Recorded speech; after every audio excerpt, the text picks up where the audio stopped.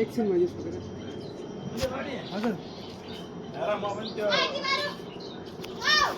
करोडपतिको छोरा होइन हो ठिक्कको तिमीहरूलाई ठिकै पोसाउने होइन हामीलाई म एकदम हिसाबकै भन्छु बादमा त्यो विषय किनकि काम सकेर बादमा एक्स्ट्रा बोलाउनु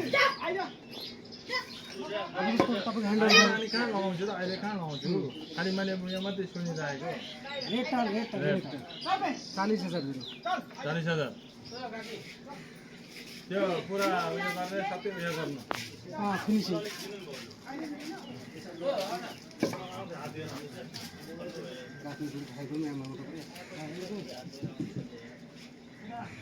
টাকা দিলে হবে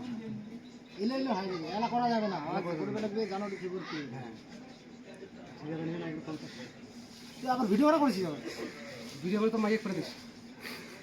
কেমন লাগবে আমার মাইক দেখলে